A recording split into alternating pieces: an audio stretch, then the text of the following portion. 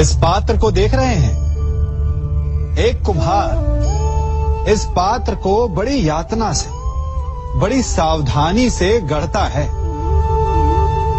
वो इसे अग्नि में तपाता है और इस योग्य बनाता है कि भीषण ताप में ये प्यासों की प्यास बुझा सके।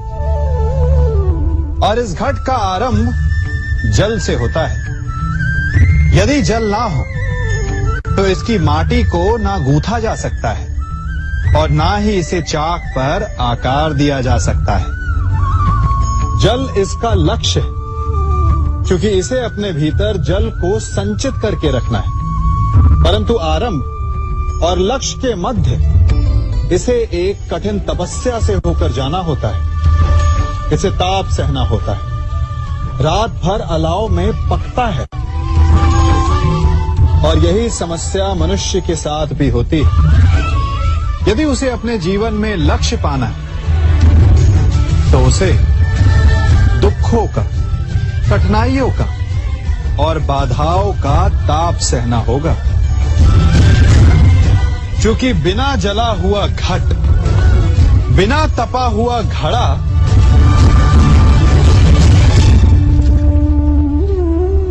जल का संचय नहीं कर सकता। हम सबके जीवन में एक समस्या अवश्य आती है कि किसके समक्ष झुका जाए और किसके समक्ष ना झुका जाए।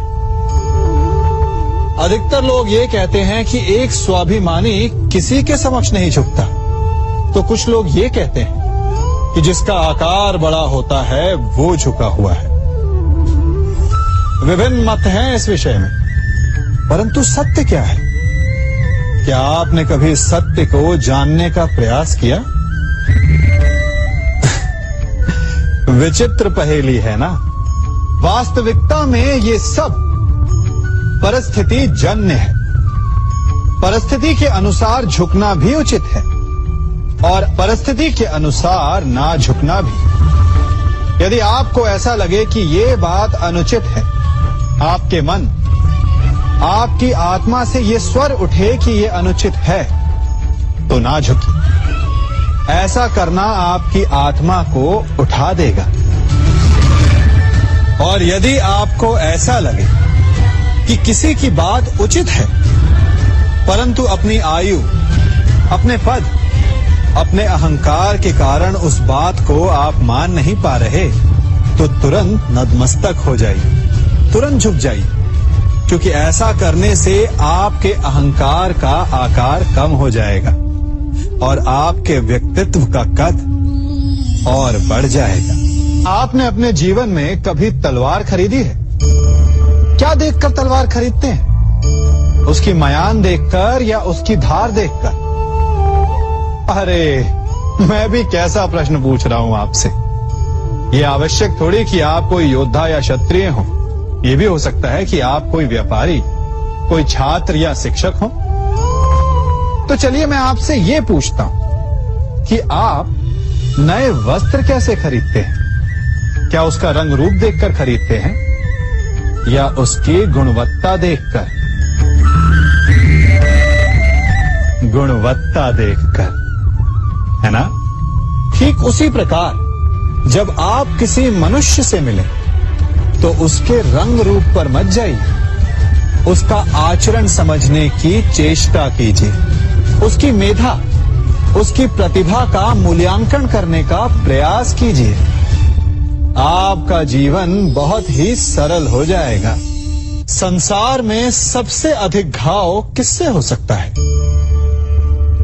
इंद्र के वज्र से या विष्णु के चक्र से या भीम की गदा से या फिर गांडीव के बाण से? नहीं, सबसे अधिक घाव यदि कोई पहुंचा सकते हैं तो वो हैं हमारे शब्द, हमारे वचन। यदि शब्द बाण है, अस्त्र है, तो हमारी जीभा उनका संधान करने का यंत्र है। शब्द चाहे तो अमृत बनकर आपको जीवन दान दे सकते हैं या फिर घृणा का विष बनकर आपके जीवन को पीड़ादायी बना सकते हैं। ये शब्द ही हैं जिनके घाव का किसी भी वैद्य के पास कोई उपचार नहीं। इसलिए जो वस्तु जितनी घातक होती है वही वस्तु उतनी ही अमूल्य भी होती है, और वचन सबसे अमूल्य होते हैं। इसलिए मीठी बोली बोलने का प्रयास कीजिए। अपने हृदय की तुला से तौल कर वचन बोलने का प्रयास कीजिए। संसार में आपको ऐसे कई लोग मिलेंगे जो आपको बताएंगे कि क्या करना है, किंतु उससे भी अधिक महत्वपूर्ण बात यह है कि क्या नहीं करना। आज मैं आपको ऐसी ही 3 बातें बताने वाला हूं जो आपको आपके जीवन में नहीं करनी है। पहली बात, आनंद में कभी वचन मत दो। आनंद आपके तर्क को हर लेता है और फिर आनंद में दिया गया ये वचन बाद में गले की फांस बन जाता है। दूसरी बात, कभी भी क्रोध में उत्तर मत दो। क्रोध आपके विवेक को खा जाता है, भविष्य दृष्टि को बाधित कर देता है, और फिर कुछ क्षण के लिए आया ये क्रोध, इसमें दिया गया उत्तर बाद में जीवन भर के लिए प्रश्न बन जाता है। और तीसरी बात, कभी भी दुख में निर्णय मत। दुख आपके सोचने समझने की क्षमता को सीमित कर देता है, और दुखी मन से लिए गए निर्णय सदा दुख ही देते हैं। सच कहा जाए तो वचन, उत्तर और निर्णय कभी भी जीवन में सोच विचार करके ही लेने या देने चाहिए। सोच विचार करके कार्य करोगे तो इस संसार में किसी भी समस्या का हल बूझना नहीं पड़ेगा। राधे राधे। आज मैं आपसे 3 प्रश्न पूछूंगा। तो पहला प्रश्न, ऐसा कौन है जिस पर लगातार प्रहार करने के पश्चात भी वो मुस्कुराए और आपको सुख दे? आपका उत्तर होगा धरती या वृक्ष। दूसरा प्रश्न, ऐसा कौन है जो बिना आपके कुछ कहे सब जान जाता, सब समझ जाता है और फिर निस्वार्थ भाव से आपकी सहायता करता है? अब आपका उत्तर होगा भाई या मित्र। और तीसरा प्रश्न, ऐसे कौन से भगवान हैं जो स्वयं विष का घूंट पीकर आपको जीवन का अमृत प्रदान करते हैं? अब आपका उत्तर होगा महादेव।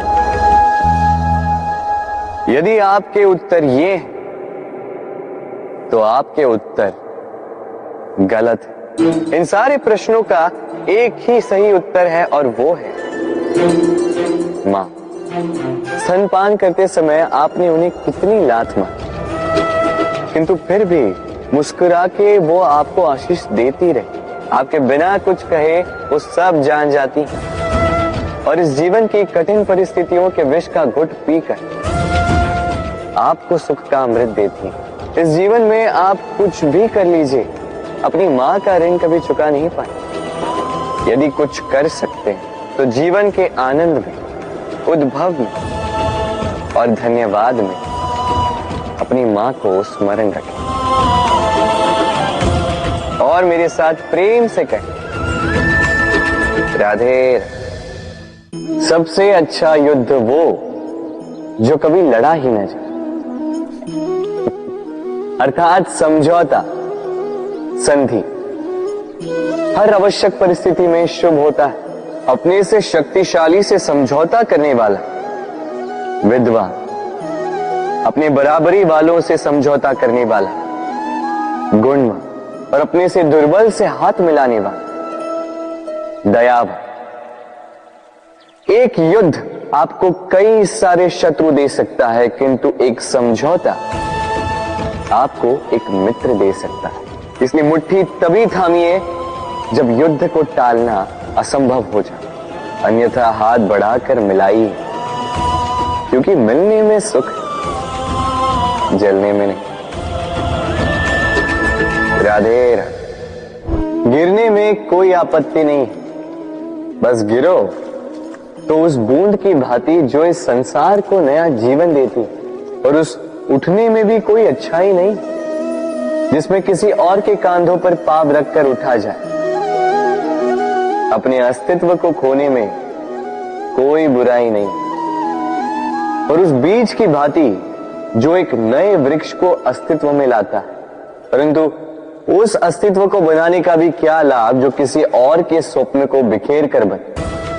क्रोध में कोई बुराई नहीं, यदि वो किसी दुष्ट को मार्ग पे ले आए, परंतु उस मौन, उस दया का क्या लाभ जो आपको दुर्बल बनाता। अर्थात अच्छा या बुरा कर्म नहीं होता, बस वो कब, किस स्थान पर और कैसे किया जाए, वो निर्णय अच्छा या बुरा होता। यदि सही समय पर करो तो वो गुण है, अन्यथा वो गुण जो भीतर तक आपको खाता जाए। राधे राधे। मनुष्य सदा सोचता है फल के विषय में कि मैं जो करने जा रहा हूं उसका फल क्या होगा, उसका परिणाम क्या होगा। पर इसकी चिंता क्यों? क्योंकि कर्म यदि शुभ हो तो परिणाम बुरे हो ही नहीं सकते। शुभ की इच्छा से कार्य करने वालों को फल की चिंता कैसे? जो फूल बेचते हैं उन्हें कभी कभार कांटे अवश्य चुभ जाते हैं, किंतु सुगंध उनके हाथों में रह ही जाती है। हीरे की खोज में कोयले की खान में उतरे व्यक्ति पर कालिख भले ही लग जाए, किंतु हाथों में हीरा अवश्य लगता है। इसलिए शुभ भावना से कर्म कीजिए, परिणाम भी शुभ ही होंगे। तो प्रेम से राधे राधे। अपने मन के पास आने के लिए सबसे दूर जाना ही होता है। दूर सबकी दृष्टि से, दूर हर उस बंधन से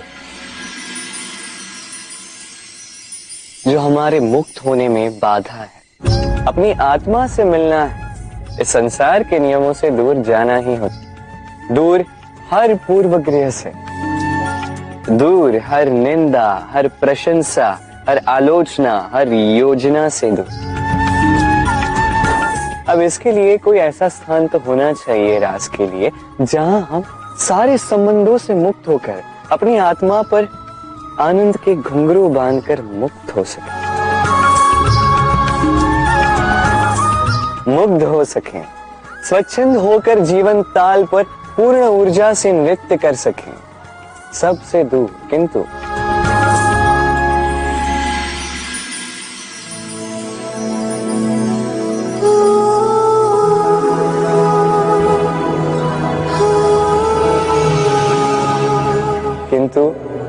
एक साथ, एक दूसरे के साथ।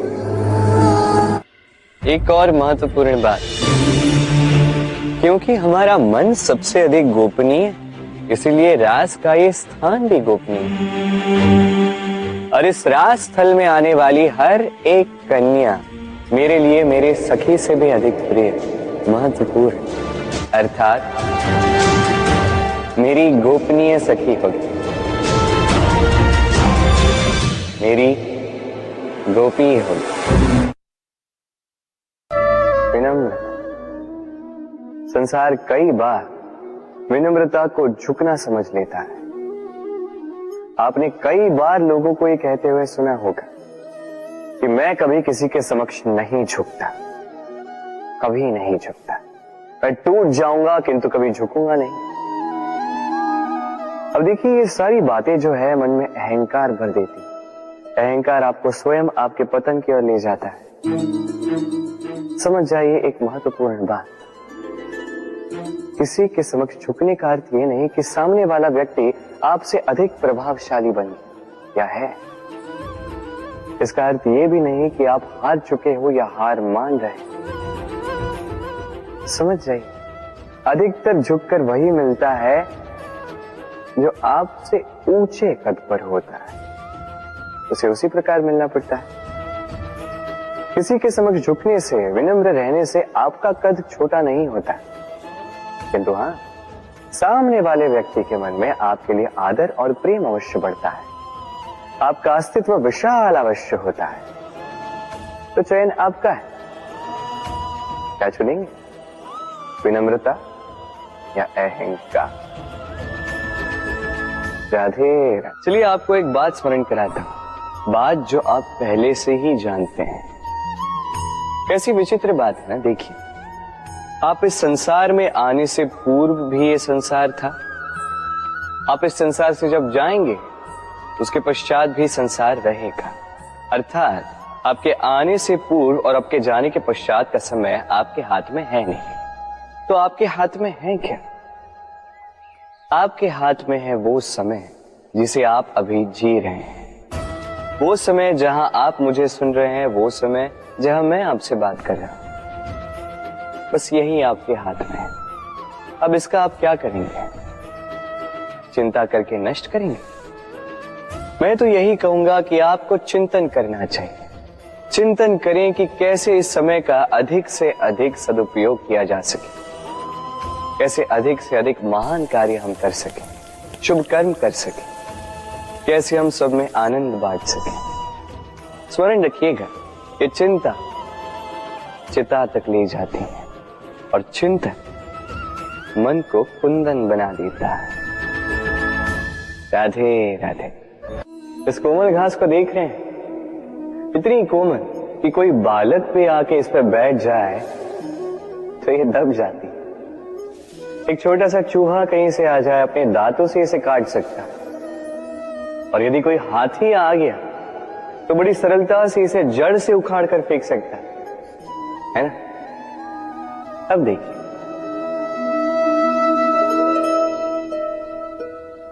मैंने इसी घास को गूंथकर एक रस्सी बनाई, और अब वही कोमल घास एक शक्तिशाली बंधन में परिवर्तित हो चुका। ऐसा बंधन जो किसी हाथी को बांधने में काम आ सकता है। वही हाथी जो बड़ी सरलता से इस घास को उखाड़ कर फेंक सकता था। समझे आप? इसी रस्सी की भांति यदि एक साथ रहोगे, एक दूसरे की सहायता करोगे, साथ निभाओगे, तो कितनी भी बड़ी समस्या क्यों ना, उसका हल बड़ी सरलता से आप निकाल पाओगे। राधे। जब भी हम किसी वृक्ष को देखते हैं, सर्वप्रथम हमारी दृष्टि पड़ती है उसके पुष्पों पर, हरे भरे पत्तों पर, रसीले फलों पर, किंतु वो कठोर, वो निस्वार्थ जड़, उससे तो हम कभी आकर्षित होते ही नहीं। अब क्या इसका अर्थ ये है कि जिसने बलिदान दिया, जो उस वृक्ष की नींव है, जिसने उस वृक्ष को बढ़ाया, उसका कोई मोल ही नहीं?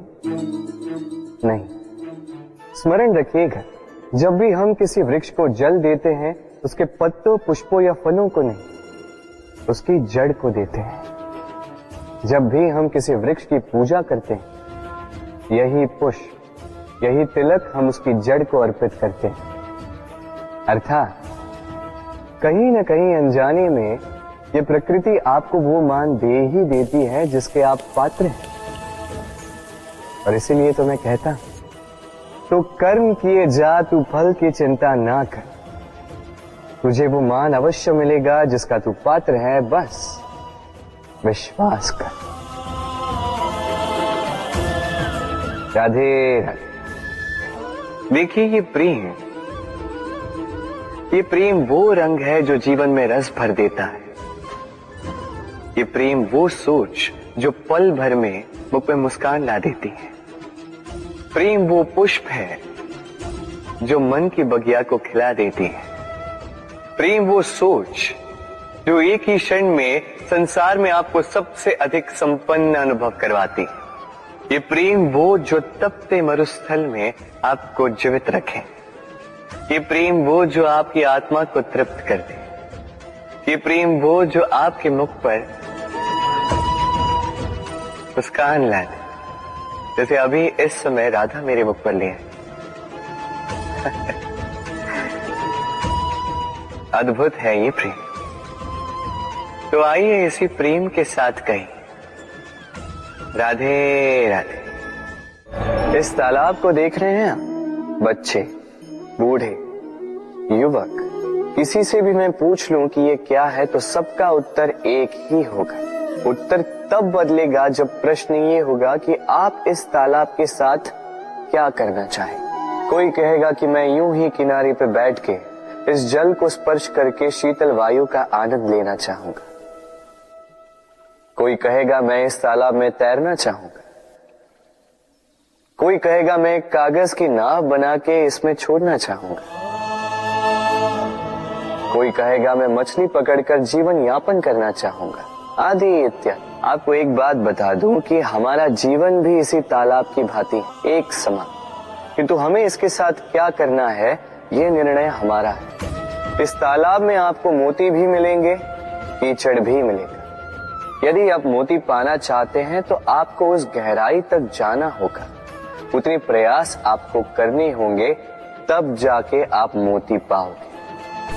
अन्यथा केवल कीचड़ हाथ लगे। किंतु जो मैं सदैव कहता, निर्णय आपका है। राधे राधे। हमारा शरीर प्रकृति की सर्वोत्तम रचना है। जो अंग, जो तत्व हमें मिले उन सब का अपना अपना एक संदेश है। दो आंखें दी हैं देखने के लिए, दो कान दिए हैं सुनने के लिए, नथुने भी दो हाथ दिए हैं दोहरा परिश्रम करने के लिए, किंतु जीव केवल एक। उस पर भी नुकीले बलिष्ठ दांत दिए हैं उनकी रक्षा के लिए। कभी सोचा है क्यों?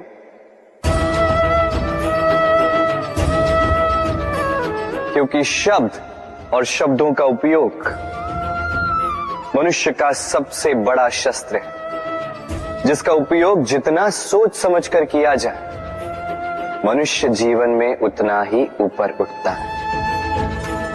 तो समझे ना? देखो, सुनो, समझो अधिक, बोलो कम। राधे राधे। आप इस संसार में ऐसे कई लोगों को जानते होंगे जिन्हें आप स्वार्थी मानते हैं, जो आवश्यकता पड़ने पर ही आपको स्मरण करते हैं, किंतु जैसे ही उनके आपके सहायता की आवश्यकता पड़ती है हाथ जोड़कर आपके सामने सज्ज रहते। बड़ा क्रोध आता है ना इनको, मन खिन्न हो जाता, मन से ये स्वर निकलता है कि इस व्यक्ति की सहायता न करें। ऐसा कभी मत कीजिए। आप सोचेंगे क्यों कह रहा हूं मैं ऐसा? स्मरण रखिएगा, दीपक का स्मरण व्यक्ति केवल तभी करता है जब अंधकार गहरा हो जाता। उसे स्वार्थी मानकर स्वयं व्याकुल ना हो, स्वयं को दीपक मानकर आनंदित होइए। भाग्यवान समझिए खुद को कि आप इस संसार में किसी की सहायता करने योग्य हैं। किसी के स्वार्थी होने से स्वयं का दृष्टिकोण न बदले। बस ये दृष्टि रखिए स्वयं के परमार्थ पर। मन प्रसन्न होकर बोले राधे राधे। आप जानते हैं, अनगिनत प्रयासों के पश्चात चींटी अपना एक छोटा सा घर बना पाती है, जो अन्य जंतुओं के लिए सरल सी बात है। वो चींटी के लिए उसके जीवन की सबसे बड़ी घटना, सबसे बड़ी सफलता है। भविष्य में चींटी रहे न रहे, इनके बनाए हुए घर वर्षों पश्चात तक टिके रहते हैं। जीवन में सफलता के साथ भी ऐसा ही होता है। आपको एक दिन में सफलता नहीं मिलती, किंतु यदि आप प्रतिदिन प्रयास करते रहे तो एक दिन आपको सफलता अवश्य मिलेगी। स्मरण रखिएगा, भाग्य के द्वार उनके लिए नहीं खुलते जो हार मान लेते हैं। भाग्य उनका स्वागत करता है जो उठकर उनके द्वार खटखटाने का प्रयास करते हैं। तो प्रयास करते रहे, सफलता एक न एक दिन आपके पास आएगी। इस फल को देख रहे हैं आप? ये वो फल है जो पेड़ के सबसे ऊपर वाली शाखा पर पाया जाता है। तो जब ये टूटता है तब ये उस आकाश की ओर नहीं जाता जो ऊपर हो, वो जाता है उस धरती की ओर जो नीचे से उसे तक रही होती। क्यों? क्योंकि इस फल को अपनी ऊंचाई का ज्ञान धरती की नीचाई देखकर होता है। यही बात हम मनुष्यों के लिए भी लागू होती है। यदि आप संपन्न हैं तो उनकी सहायता अवश्य करें जो आपसे सामर्थ्य में कम, जिनको सहायता की आवश्यकता। आप सामर्थ्य में अधिक है क्योंकि वो आपसे कम है। देखिए, जीवन में आनंद केवल बढ़ना नहीं बल्कि उनकी सहायता करना भी है जो किसी कारणवश आपसे नीचे रह गए। और जब एक फल ये बात समझ सकता है तो आप क्यों नहीं? राधे राधे। नदी का जल मीठा होता है क्योंकि वो सबको जल देती है। सागर जल लेता है इसीलिए खारा होता है। और नाला उसका बहना रुक जाता है और इसी कारण से वो दुर्गंधपूर्ण हो जाता है, किसी काम का नहीं रहता। हमारे जीवन में भी कुछ ऐसा ही होता है। यदि नदी की भांति जीवन में कुछ देना सीखो तो जीवन में मिठास बनी रहेगी। यदि सागर की भांति बांटने के स्थान पर केवल संचय करते रहो तो मन में खटास बढ़ती रहेगी। और यदि नाले की भांति बहना छोड़ दो, कर्म करना छोड़ दो तो किसी काम के नहीं रहोगे। इसलिए बिना किसी विराम के कर्म करते रहो और जो कुछ भी आपके पास है उसे बांटना सीखो। मन प्रसन्न होकर बोलेगा, राधे राधे। जब से जीव अस्तित्व में आए तब से एक और शब्द अस्तित्व में आया, संघर्ष। जन्म लेते ही व्यक्ति को जीवन जीने के लिए संघर्ष करना पड़ता। कभी अपने लक्ष्य को प्राप्त करने के लिए संघर्ष करता है तो कभी जो प्राप्त किया है उसे बचाने के लिए संघर्ष करता है। किंतु सबका एक उल्हाना होता है कि संघर्ष करते समय कष्ट बहुत होता। अब योद्धा है तो प्रहार तो सहने पड़ेंगे। तैरना सीखना है तो जल में प्रवेश करना होगा। उन्हीं के पाव में छाले पड़ते हैं जो नित्य चलते हैं, और जो चलते हैं वो अपने लक्ष्य तक अवश्य पहुंचते हैं। इसलिए स्मरण रखिएगा, जीवन तभी तक है जब तक कर्म करोगे। तो संघर्ष करते रहिए, कष्ट को भूल जाइए और मेरे साथ प्रेम से कहिए, राधे राधे। दीपक जलाने का कार्य कितना सुखमय होता है। प्रकाश की ये लौ मानो आत्मा के भीतर जाकर मन में उल्लास भर देती।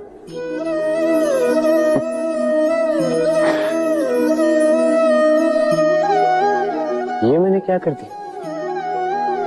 मैंने इसे बुझा क्यों दिया, जबकि इसी से मैंने अन्य दियों को जलाया था।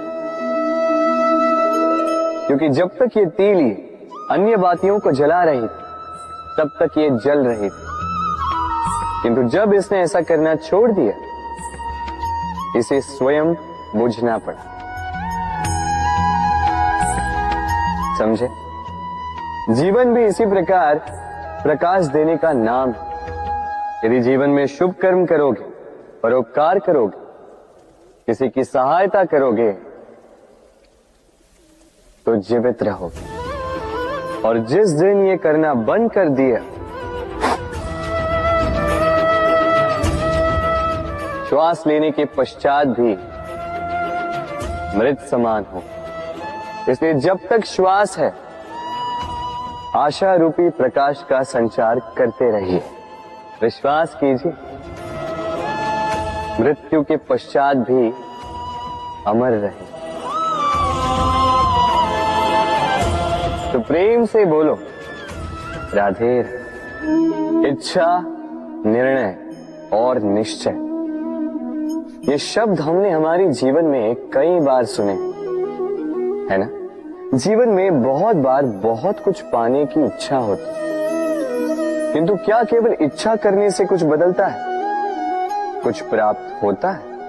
बंजर धरती पर रहने वाले व्यक्ति की इच्छा होती कि उसे मीठा जल मिल जाए, किंतु उसे नहीं मिलता। जिसने कुआं खोदने का निर्णय कर लिया, उसे धरा खोदने के लिए कुदाल मिल ही जाती, और जो निश्चय कर चुका है, उसे देर सवेर वो मीठा जल प्राप्त हो ही जाता है। इसलिए जीवन में केवल इच्छा न कर, निर्णय कर और फिर निश्चय, सब मिलेगा। तो प्रेम से बोल राधे राधे। हमारे जीवन में शिक्षक बड़ा महत्वपूर्ण होता है।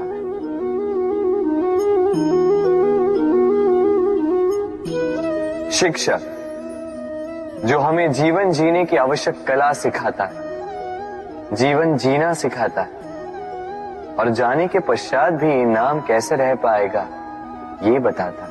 किंतु यदि कोई ये प्रश्न करे कि हमारे जीवन में सबसे बड़ा, सबसे महत्वपूर्ण शिक्षक कौन है, तो कोई कहेगा मां, क्योंकि इस संसार में मां से अधिक सीख और कौन दे सकता है।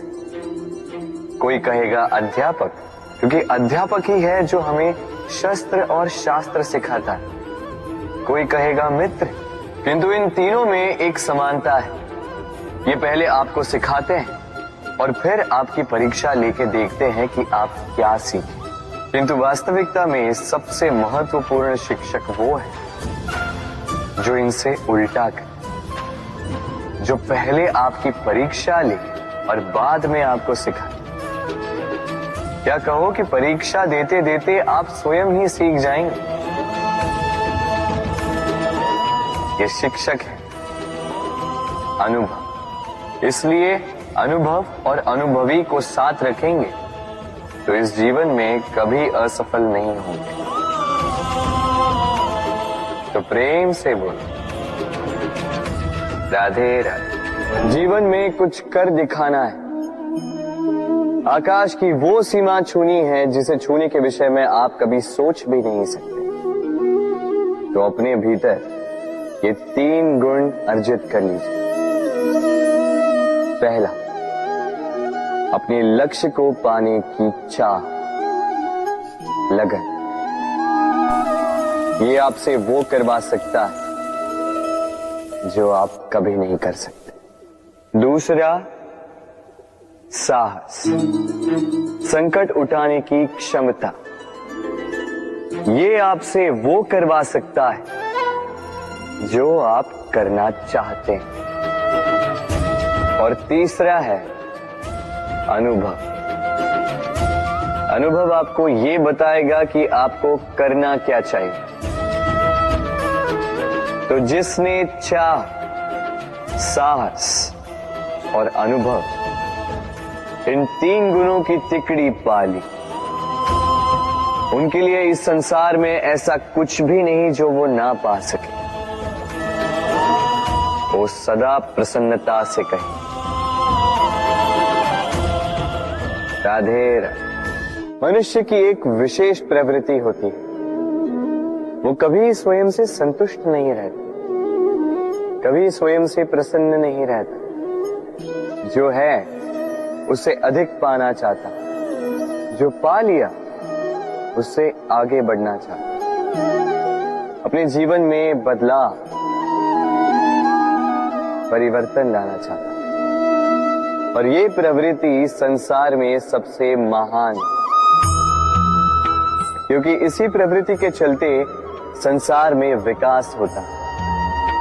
किंतु इस बदलाव के लिए मनुष्य उसकी खोज में रहता है जो उसके जीवन में बदलाव ला सके, उसे मार्ग दिखा सके, उसके जीवन में परिवर्तन ला सके। और इसके लिए मनुष्य संसार भर में उसे खोजता है जो उसके पास है।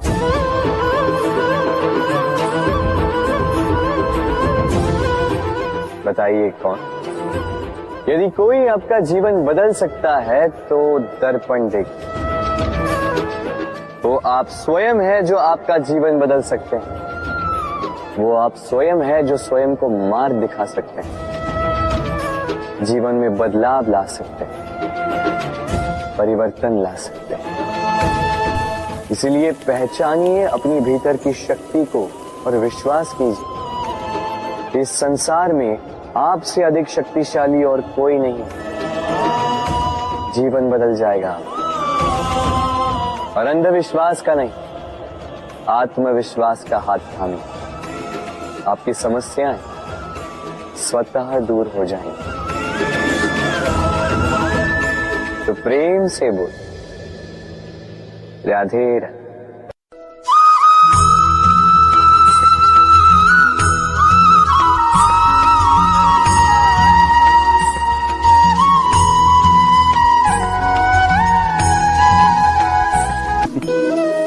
मनुष्य के सारे संबंधों का आधार है अपेक्षा। पति कैसा हो जो मेरा जीवन सुख और सुविधा से भर दे। पत्नी कैसी हो जो सदैव मेरे प्रति समर्पित रहे। संतान कैसी हो जो मेरी सेवा करे, मेरा आदेश माने।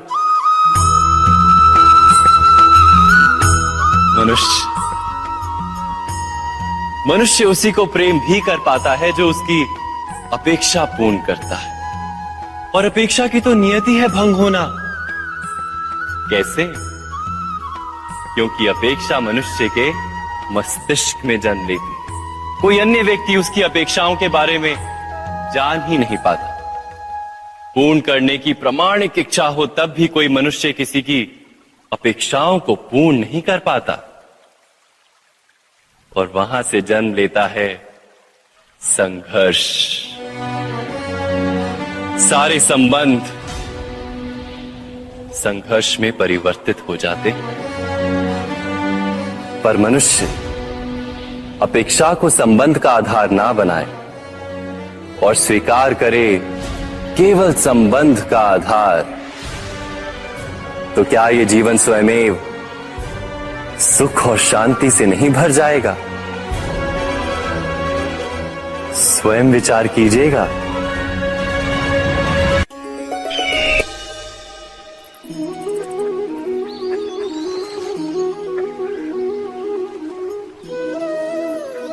समय के आरंभ से ही मनुष्य को एक प्रश्न सदा पीड़ा देता है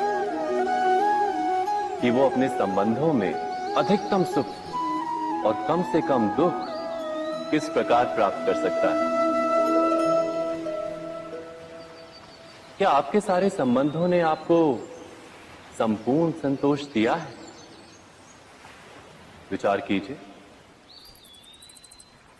हमारा जीवन संबंधों पर आधारित है। हमारी सुरक्षा संबंधों पर आधारित है। इसी कारण हमारे जीवन के सारे सुखों का आधार भी संबंध है। किंतु फिर भी हमें संबंधों में ही अधिकतर दुख क्यों प्राप्त होते हैं? सदा ही संघर्ष भी संबंधों से ही उत्पन्न क्यों हो जाते हैं? कभी विचार किया है? जब कोई व्यक्ति किसी अन्य व्यक्ति के विचार अथवा कार्य को स्वीकार नहीं करता, उसमें परिवर्तन करने का प्रयत्न करता है, तो संघर्ष जन्म लेता है। अर्थात जितना अधिक अस्वीकार उतना ही अधिक संघर्ष, और जितना अधिक स्वीकार उतना ही अधिक सुख। क्या ये वास्तविकता नहीं? यदि मनुष्य स्वयं अपनी अपेक्षाओं पर अंकुश रखे, अपने विचारों को परखे, किसी अन्य व्यक्ति में परिवर्तन करने का प्रयत्न ना कर स्वयं अपने भीतर परिवर्तन करने का प्रयास करे, तो क्या संबंधों में संतोष प्राप्त करना इतना कठिन? अर्थात क्या स्वीकार ही संबंध का वास्तविक अर्थ नहीं? स्वयं विचार कीजिए।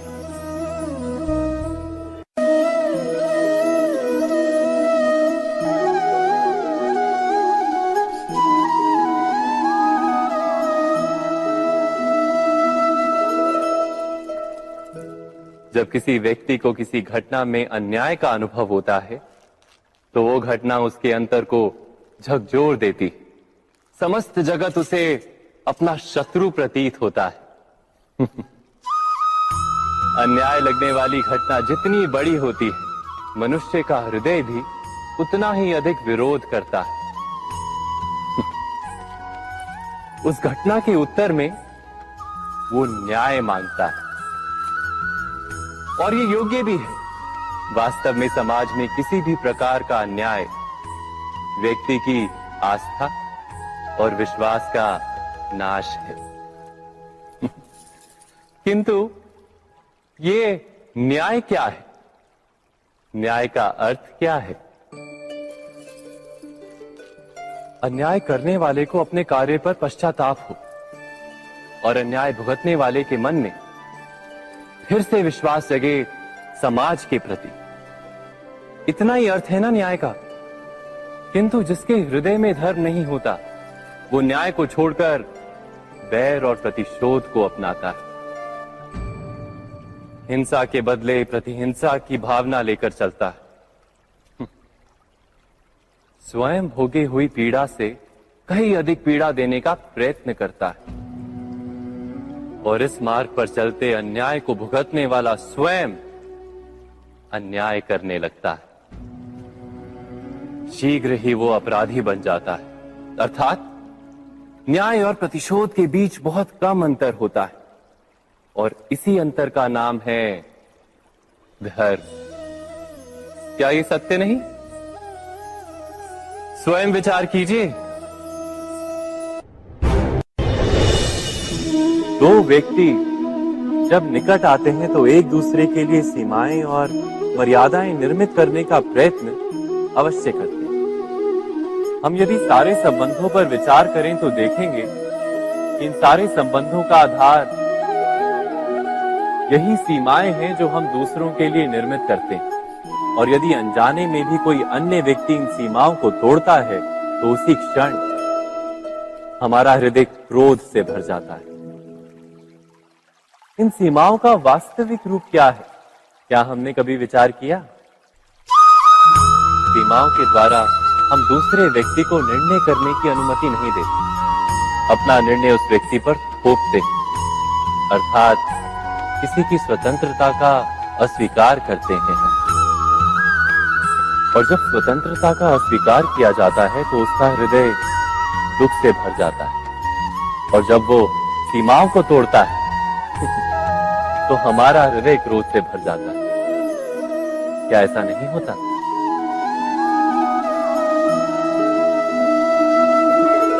पर यदि एक दूसरे की स्वतंत्रता का सम्मान किया जाए तो किसी मर्यादाओं या सीमाओं की आवश्यकता ही नहीं होती। अर्थात जिस प्रकार स्वीकार किसी संबंध का देह है, क्या वैसे ही स्वतंत्रता किसी संबंध की आत्मा नहीं? स्वयं विचार कीजिए।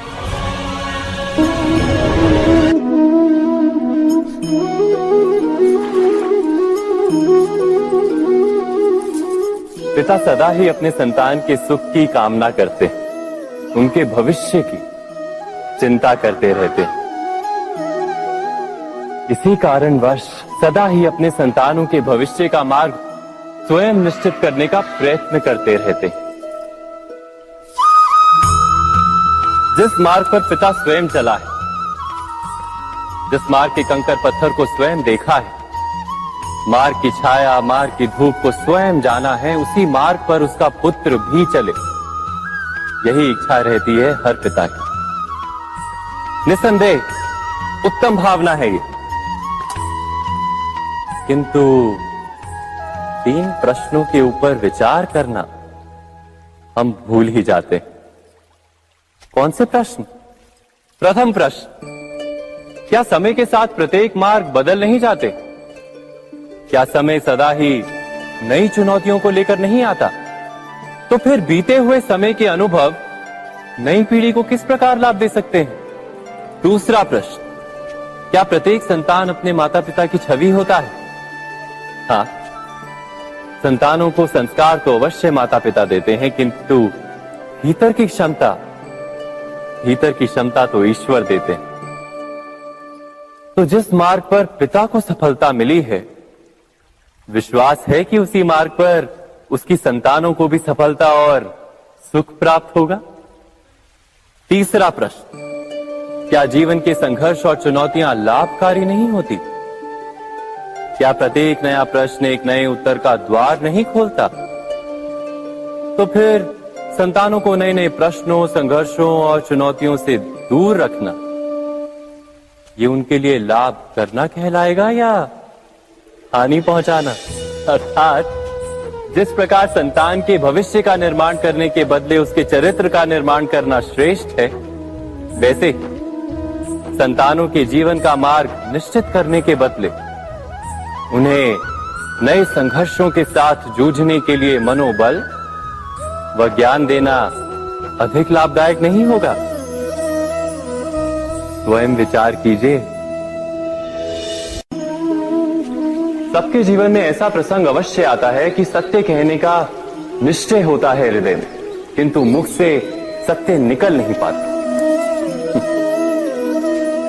कोई भय मन को घेर लेता है। किसी घटना अथवा प्रसंग के बारे में बात करना या फिर स्वयं से कोई भूल हो जाए उसके बारे में कुछ बोलना, क्या ये सत्य है? नहीं, ये तो केवल तथ्य है। अर्थात जैसा हुआ था वैसा केवल बोल देना सामान्य सी बात है। किंतु कभी कभी उस तथ्य को बोलते हुए भी भय लगता है। कदाचित किसी दूसरे की भावनाओं का विचार आता है मन, दूसरे को दुख होगा ये भय भी शब्दों को रोकता है। तो ये सत्य क्या है? क्या हमने कभी विचार किया है? जब भय रहते हुए भी कोई तथ्य बोलता है तो वो सत्य कहलाता है। वास्तव में सत्य कुछ और नहीं, केवल निर्भयता का दूसरा नाम है। और निर्भय होने का कोई समय नहीं होता, क्योंकि निर्भयता आत्मा का स्वभाव है। अर्थात क्या प्रत्येक क्षण सत्य बोलने का क्षण नहीं होता?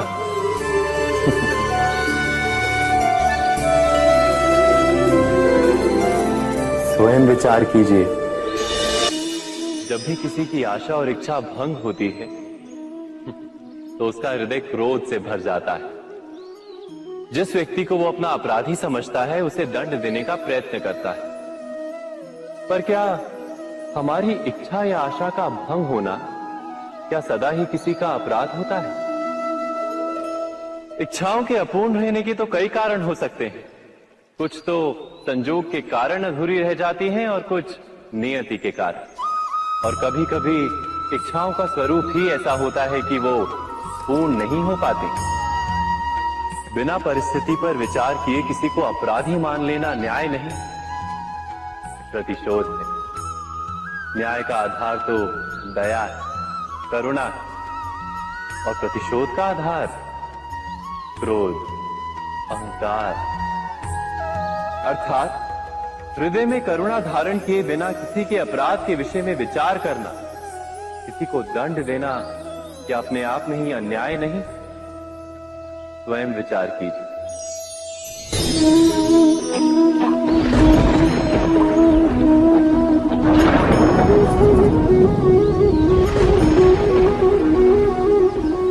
सपनों और पूर्वाभासों के आधार पर हम भविष्य के सुख दुख की कल्पना करते हैं। भविष्य के दुख का कारण दूर करने के लिए हम आज योजना बनाते हैं। किंतु कल के संकट को आज निर्मूल करने से हमें लाभ मिलता है या हानि पहुंचती है? ये प्रश्न हम कभी नहीं करते। सत्य तो ये है कि संकट और उसका निवारण साथ जन से, व्यक्ति के लिए भी और सृष्टि के लिए भी। नहीं, आप अपने भूतकाल का स्मरण कीजिए, इतिहास को देखिए।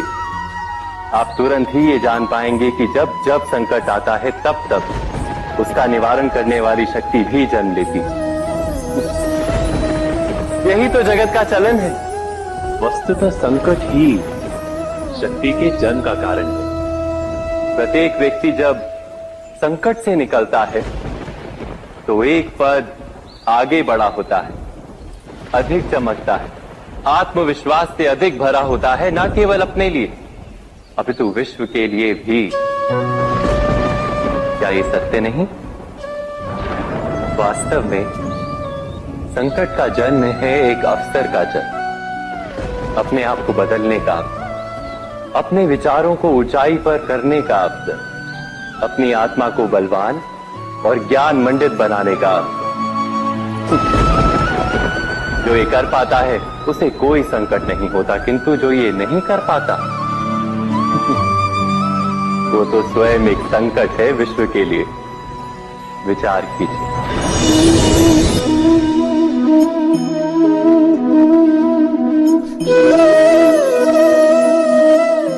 परंपरा में धर्म बसता है और परंपराएं ही धर्म को संभालने का कार्य करती हैं, ये सत्य है। पर क्या केवल परंपरा ही धर्म है? विचार कीजिए। सत्य तो यह है कि जिस प्रकार पाषाण में शिल्प होता है उसी प्रकार परंपरा में धर्म होता है। इस पत्थर में शिल्प है, ये पत्थर शिल्प नहीं।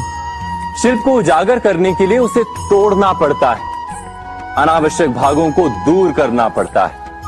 ठीक उसी प्रकार परंपराओं में धर्म ढूंढना पड़ता है। जिस प्रकार इंद्र पूजा की परंपरा को तोड़कर गोवर्धन पूजा का धर्म ना ढूंढा जाता तो यादवों को उनकी मुक्ति का मार्ग नहीं मिल पाता। अर्थात परंपरा को पूर्णता छोड़ देने वाला धर्म से वंचित रह जाता है और परंपरा का अंध अनुकरण करने वाला भी धर्म को प्राप्त नहीं कर पाता। कहते हैं हंस के पास नीर क्षीर विवेक होता है, दूध में मिले पानी को छोड़कर केवल दूध ही ग्रहण करता है। तो क्या सच्चा धर्म प्राप्त करने के लिए हृदय में ज्ञान से जन्मा विवेक आवश्यक है? और ऐसे विवेक के बिना जिसे धर्म मान भी लिया जाए, जो वास्तव में धर्म ना भी हो, ऐसा भी तो हो सकता है। स्वयं विचार कीजिएगा।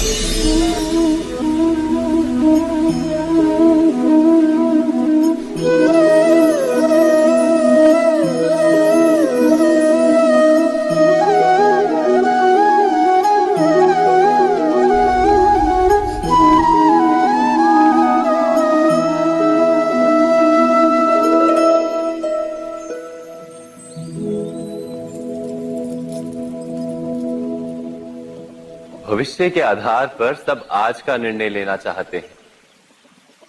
भविष्य में सुख मिले, भविष्य सुरक्षित हो, ऐसे निर्णय आज लेने का प्रयत्न रहता है सबका।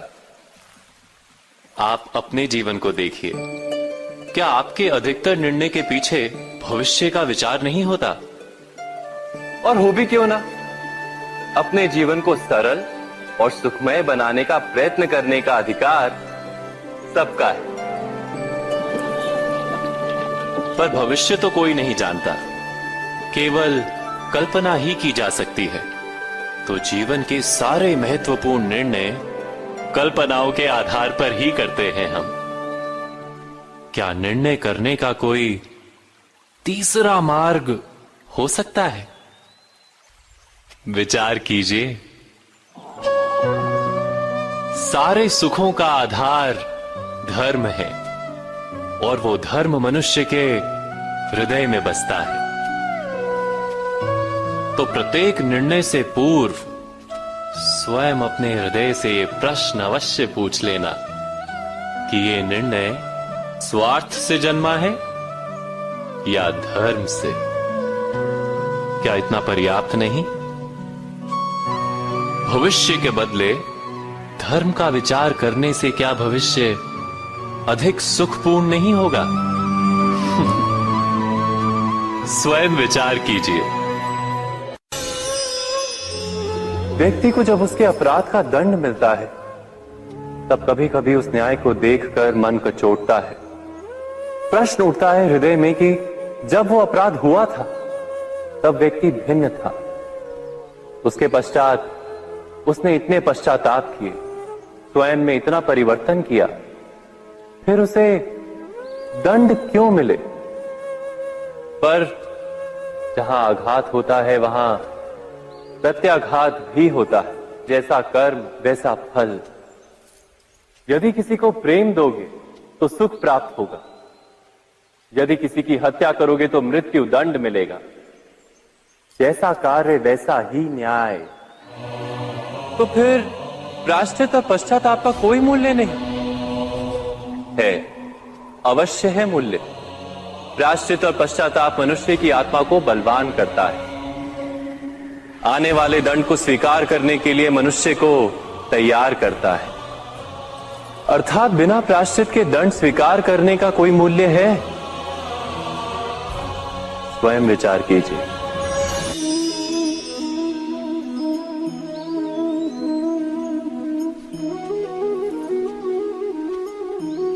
जब अपने किसी अच्छे कार्य के उत्तर में दुख प्राप्त होता है अथवा किसी को उसके दुष्ट कार्य में सुख मिलता है तो मन अवश्य ये विचार करता है कि अच्छा कार्य करने का, धर्म के मार्ग पर चलने का तात्पर्य क्या है। पर दुष्ट आत्मा को क्या प्राप्त होता है ये भी देखिए। दुष्टता करने वाला हृदय सदा चंचल रहता है, अकुलाता रहता है।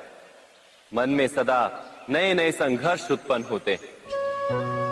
अविश्वास उसे जीवन भर दौड़ाता है। क्या ये सुख? जबकि धर्म पे चलने वाले, अच्छा कार्य करने वाले, सच्चरित्र व्यक्ति का हृदय शांत रहता है। परिस्थितियां उसके जीवन के सुख में बाधा नहीं बनती। समाज में सम्मान और मन में संतोष रहता है सदा। अर्थात अच्छा बर्ताव भविष्य में किसी सुख का मार्ग नहीं। अच्छा बर्ताव स्वयं सुख अथवा बुरा बर्ताव भविष्य में किसी दुख का मार्ग नहीं। अधर्म उसी क्षण दुख उत्पन्न करता है। धर्म से सुख नहीं, धर्म स्वयं।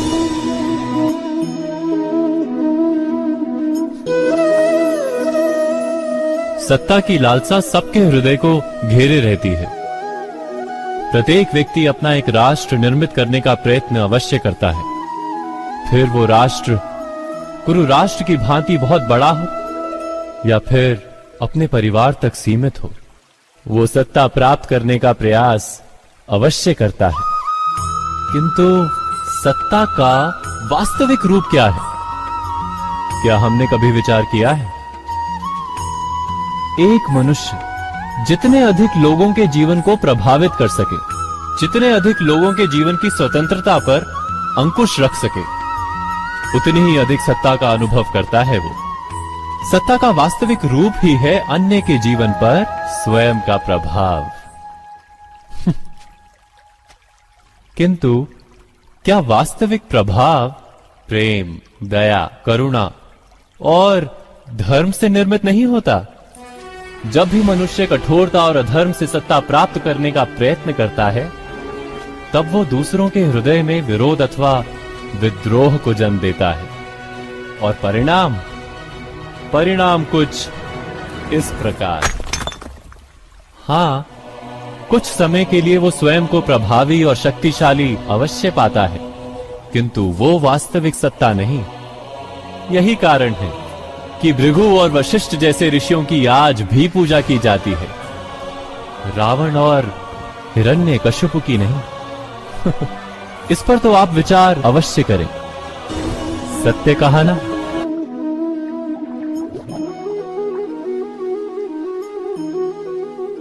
इस संसार में आने वाला प्रत्येक बालक संपूर्णतः संस्कार रहित होता है। उसके अंतर पर ना किसी अच्छे संस्कार के चिन्ह अंकित होते हैं, ना ही बुरे संस्कार के।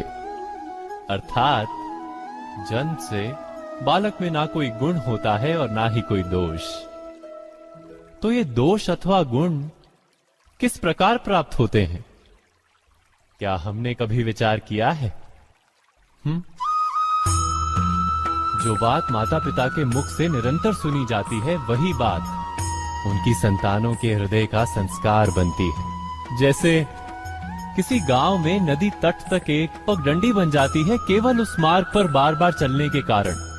अर्थात माता पिता के हृदय की इच्छाएं उनकी संतानों के हृदय का दोष अथवा गुण बनकर जन्म लेती हैं।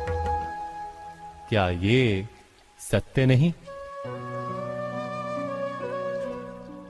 पर फिर भी जब उनकी संतानों में कोई दोष दिखाई देता है तो माता पिता आश्चर्य और दुख से भर जाते हैं। माता पिता का हृदय ये प्रश्न करता है कि उनकी संतानों में ये कुसंस्कार आए कहां से। सत्य तो यही है कि माता पिता अपनी संतानों को अनजाने में ही कुसंस्कार के बीज दे देते हैं, जो उनके संतानों की हृदय भूमि पर कुसंस्कार का वृक्ष बनकर उगता है। अर्थात अपनी संतानों को सुसंस्कारी और धर्ममय बनाने की आशा रखने वाले प्रत्येक माता पिता को प्रथम अपने हृदय की इच्छाओं पर अंकुश रखना क्या अनिवार्य नहीं?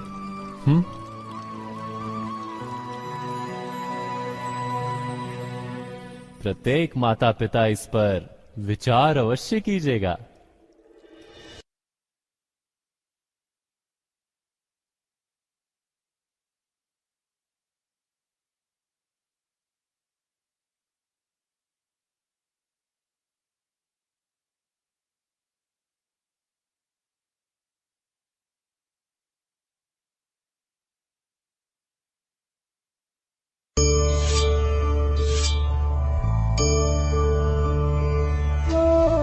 आप सोच रहे होंगे कि मैं क्या कर रहा हूं। मैं युद्ध की तैयारी कर रहा हूं। वही युद्ध जो ज्वालामुखी की भांति कभी भी फट सकता है।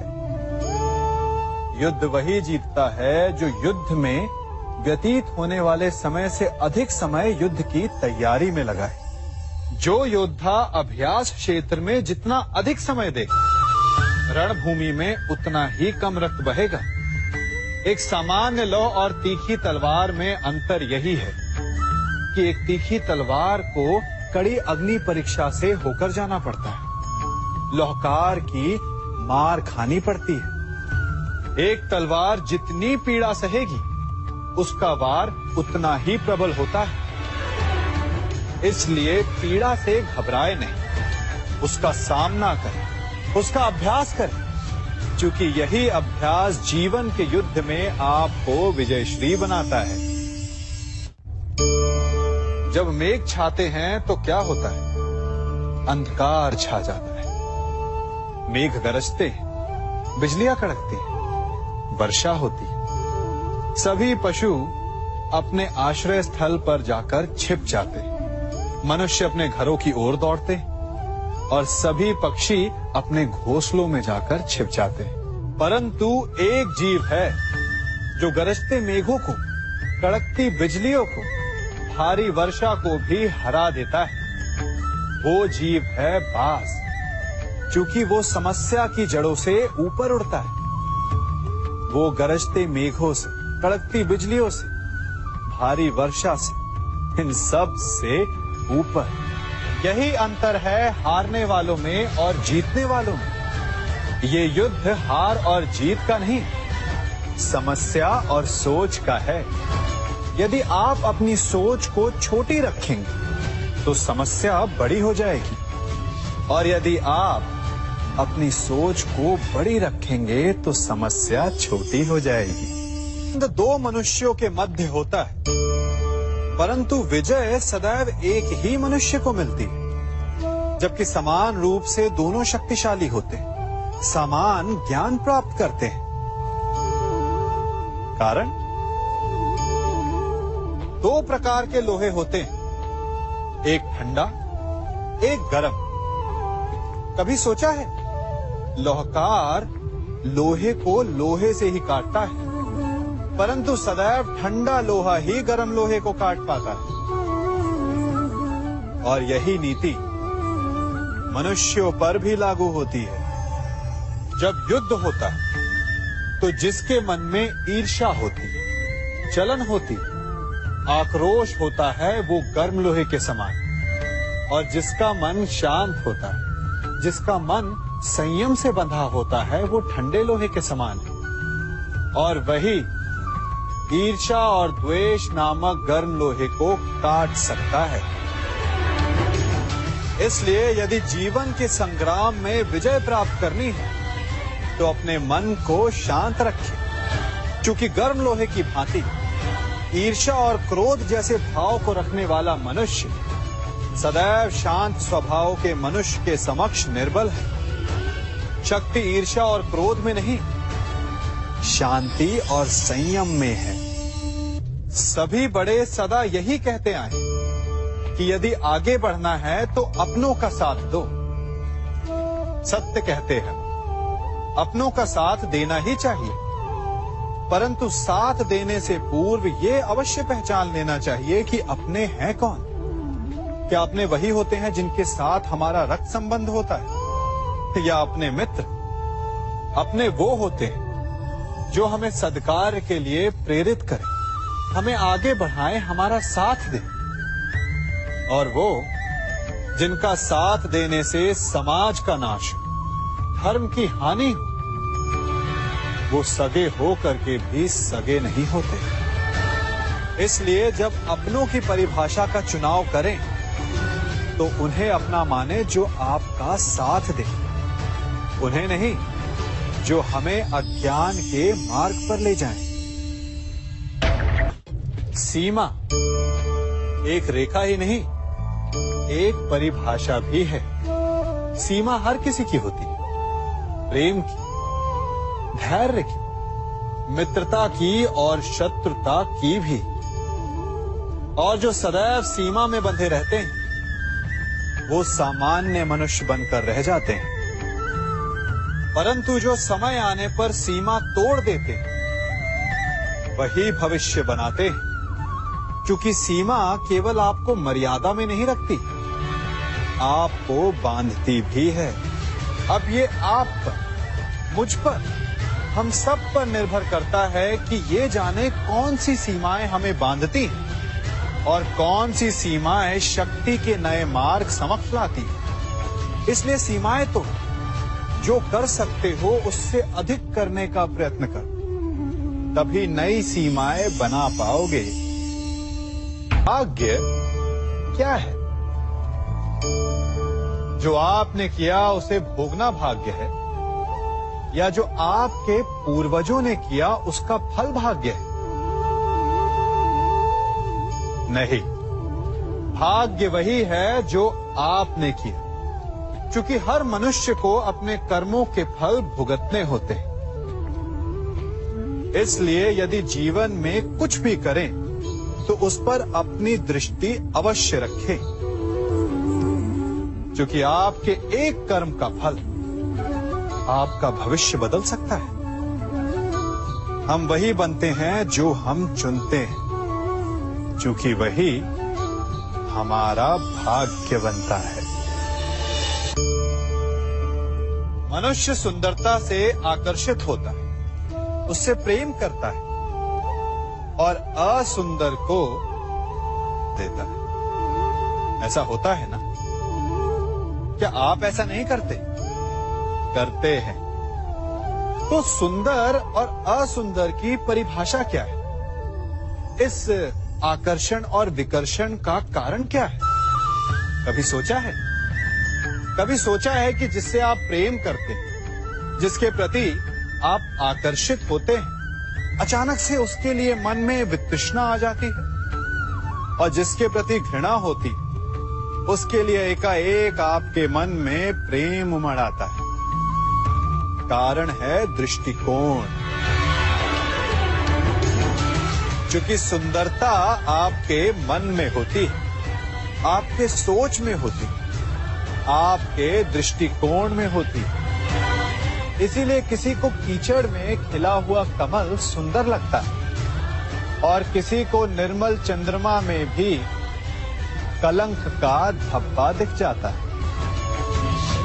यदि आपको सुंदरता अनुभव करनी, हर पल आनंद में रहना है, तो अपने दृष्टिकोण को सुंदर बनाएं और अपने आप सब कुछ सुंदर बन जाएगा। हम अपनी सोच और संसार की मान्यता के अनुसार अपने विचार बनाते हैं। जैसे सत्य कहना धर्म है, असत्य कहना पाप, सहनशीलता धर्म है और क्रोध करना अधर्म, उपकार करना, जीवों पर दया करना धर्म है और निष्ठुर होना अधर्म। परंतु क्या यही सत्य है? क्या कभी कभी परिस्थितियां इन आवेशों को उल्टा नहीं कर देती? करती है। यदि इस संसार में कुछ धर्म है, कुछ पुण्य है, कुछ महान है, तो परिस्थिति के अनुसार चलना। जटायु स्मरण है आप सबको, वो जिन्होंने रावण पर क्रोध किया था, उस पर आक्रमण किया था। उस समय जटायु का क्रोध पाप नहीं था, धर्म था। इसीलिए अंत में उन्हें भगवान राम की गोद मिली। और कुछ ऐसे भी होते हैं जो धर्म को सहनशीलता समझकर हर अन्याय को सहते हैं और अंत में वो बाणों की शैया पाते हैं। यदि कोई पशु या व्यक्ति अकारण आक्रमण करके किसी निर्दोष के प्राण लेने की चेष्टा करे, तो उसके रक्षा हेतु उसका वध कर देना पाप नहीं, समय की मांग है। क्योंकि आक्रमण भी आत्मरक्षण ही है। यदि किसी दुष्ट की सहायता करने से सामान्य मनुष्य को कष्ट पहुंचे, पीड़ा पहुंचे, तो उसे सहायता ना देना ही धर्म है। अकारण क्रोध अस्वीकार्य है, परंतु यदि क्रोध से कुछ शुभ हो, पाप बाहुभीत हो, तो क्रोध और दंड भी धर्म ही है। संसार का सबसे बड़ा पाप क्या है? असत्य बोलना, हत्या कर देना, चोरी करना या किसी का अपमान करना। संसार का सबसे बड़ा पाप है किसी निर्बल को सताना, और संसार का सबसे बड़ा दंड भी उस निर्बल के मुख से निकली हाय है। आप देख रहे हैं मैं क्या कर रहा हूं? मैं लौह पिघला रहा हूं, और ये लौह पिघलता है इस चमड़ी की बनी धूनकी से निकली हवा से। तनिक सोचिए, एक मृत पशु की खाल से बनी धूनकी इतने कठोर लोहे को भस्म कर सकती। ठीक उसी प्रकार आप चाहे जितने भी शक्तिशाली क्यों ना हो, यदि आपने किसी निर्दोष, किसी निर्बल को सताया, तो उसके मन से निकली हाय और उसका श्राप आपके जीवन को भस्म कर सकता है। स्वर्ण, सज्जन पुरुष और परोपकारी मनुष्यों की गति एक समान होती है। यदि स्वर्ण टूट जाए तो उसे गर्म करो, ताप दो, पिघल कर वो फिर से जुड़ जाता है। ठीक उसी प्रकार मतभेद होने के पश्चात भी एक सज्जन पुरुष और महान पुरुष फिर से मित्र बन जाते हैं। परंतु दुर्जन दुष्ट माटी से बने लोग उस पके हुए मटके के समान होते हैं कि जिनमें यदि एक बार दरार आ जाए तो वो स्वयं ही स्वयं का सर्वनाश कर लेते हैं। इसलिए मित्रता केवल सज्जनों से ही करें ताकि मतभेद ना हो। दुष्टों का समूह अपना नाश स्वयं ही कर लेता है। यदि कोयले की खान में जाओ तो चाहे जितनी भी सावधानी बरतो, अपने वस्त्रों पर कालिख लग ही जाती है। इसलिए दुष्ट मित्रों से सावधान। सज्जन शत्रु प्रत्येक परिस्थिति में श्रेष्ठ है। प्रत्येक मनुष्य सफलता पाने के लिए कार्य करता है। कुछ सफल होते हैं, कुछ नहीं होते, और जो सफल नहीं होते वो सदा अपनी असफलता का कारण या तो अपनी परिस्थितियों को बताते हैं या अपने सहयोगियों को दोषी ठहराते हैं। परंतु क्या वास्तविकता में ऐसा ही होता है? क्या कोई परिस्थिति या कोई व्यक्ति किसी की असफलता का कारण बन सकते हैं? उत्तर हां भी है और ना भी। कैसे? आप इस तितली को देख रहे हैं? आपने एक मक्खी को भी देखा होगा। प्रकृति ने दोनों को समान गुण दिए हैं रस पान करने का। एक तितली फूलों पर जाकर उसका रस लेती और इस अवस्था में नए फूल खिलने की व्यवस्था भी करती है। और मक्खी घाव पर बैठती, घाव को सड़ाती है और रोग भी फैलाती है। यदि इसमें किसी बात का अंतर है तो केवल सोच का। यदि आप उचित मार्ग चुनेंगे तो आपको सफलता मिलेगी, आप में उत्साह बढ़ेगा। और यदि आप अनुचित मार्ग चुनेंगे तो आपको असफलता मिलेगी, निराशा मिलेगी। अब उचित मार्ग चुनना है या अनुचित मार्ग, ये निर्णय तो आप पर निर्भर करता है। मनुष्य सदा भला बुरा, खरा खोटा, सत्य असत्य की बातें करता है। सत्य को अच्छा मानता है और असत्य को बुरा। परंतु क्या आपने कभी ये सोचा है कि प्रत्येक वस्तु, प्रत्येक भाव का एक महत्व होता है? दोनों ही एक दूसरे के पूरक होते हैं। यदि काला रंग नहीं होगा तो क्या श्वेत रंग की आभा का अनुभव होगा? यदि असत्य नहीं होगा तो क्या सत्य के महत्ता का ज्ञान होगा? यदि बुरा नहीं होगा तो क्या भले पर आपको विश्वास होगा? कुछ महत्वपूर्ण है तो दोनों के मध्य का संतुलन। बुरी से बुरी वस्तु, समय या भाव, कोई ना कोई स्वयं में शुभ छिपाए रखती है। कभी काले गरजते मेघों को देखा है?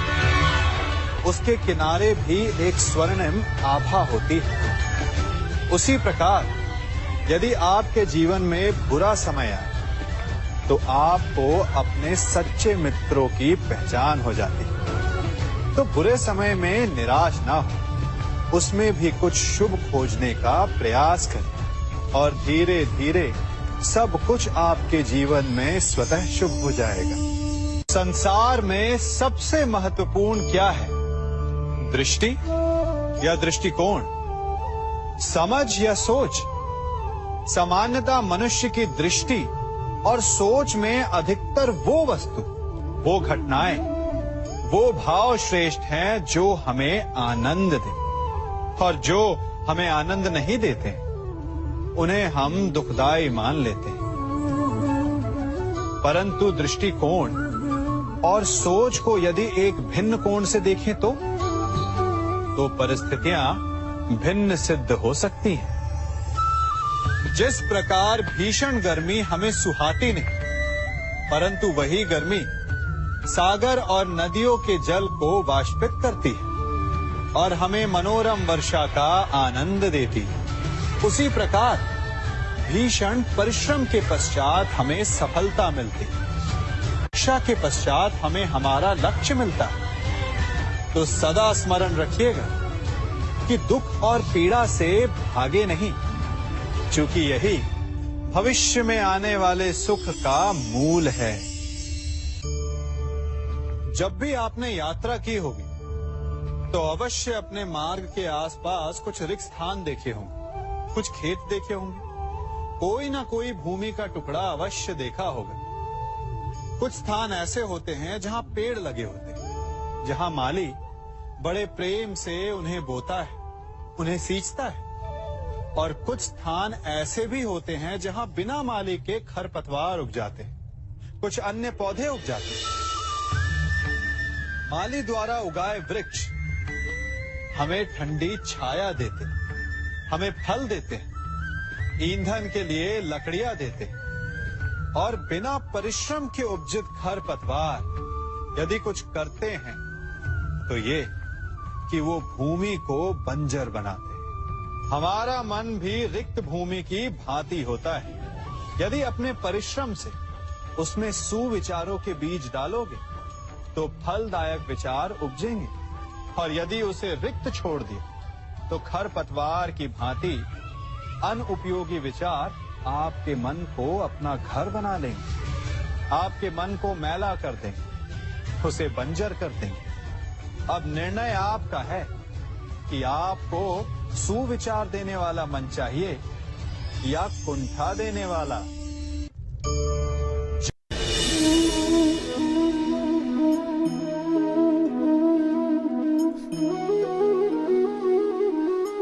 जगत में प्रत्येक व्यक्ति को किसी न किसी प्रकार की निर्बलता अवश्य होती है। जैसे कोई बहुत तेजी से दौड़ नहीं पाता तो कोई अधिक भार नहीं उठा पाता, कोई असाध्य रोग से पीड़ित रहता है तो कोई पढ़े हुए पाठों को स्मरण में नहीं रख पाता। ऐसे अनेकों उदाहरण और भी हैं। क्या आप किसी ऐसे व्यक्ति को जानते हैं जिसे सब कुछ प्राप्त हो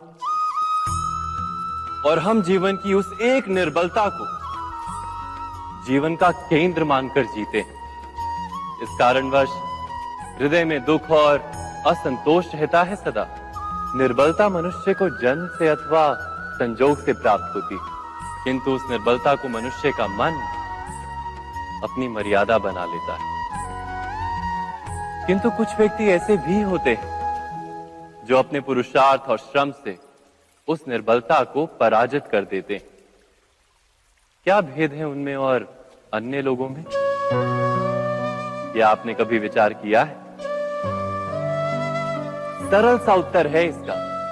जो व्यक्ति निर्बलता से पराजित नहीं होता, जो पुरुषार्थ करने का साहस रखता है हृदय में, वो निर्बलता को पार कर जाता है। अर्थात निर्बलता अवश्य ईश्वर देता है, किंतु मर्यादा मनुष्य का मन ही निर्मित करता है। स्वयं विचार कीजिए।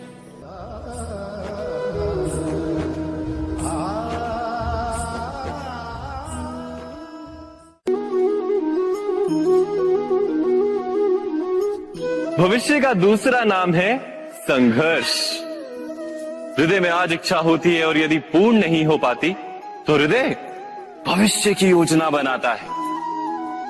भविष्य में इच्छा पूर्ण होगी ऐसी कल्पना करता रहता है, किंतु जीवन ना तो भविष्य में है ना अतीत में। जीवन तो इस क्षण का नाम, अर्थात इस क्षण का अनुभव ही जीवन का अनुभव। पर हम ये जानते हुए भी इतना सा सत्य समझ नहीं पाते। या तो हम बीते हुए समय के स्मरणों को घेर कर बैठे रहते हैं, या फिर आने वाले समय के लिए हम योजनाएं बनाते रहते हैं, और जीवन जीवन बीत जाता है।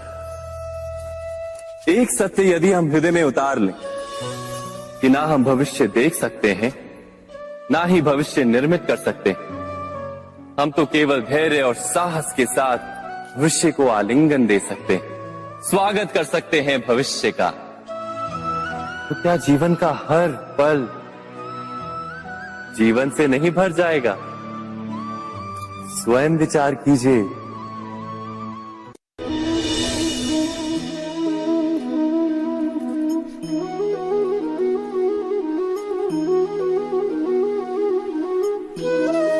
ज्ञान प्राप्ति सदा ही समर्पण से होती है, ये हम सब जानते हैं।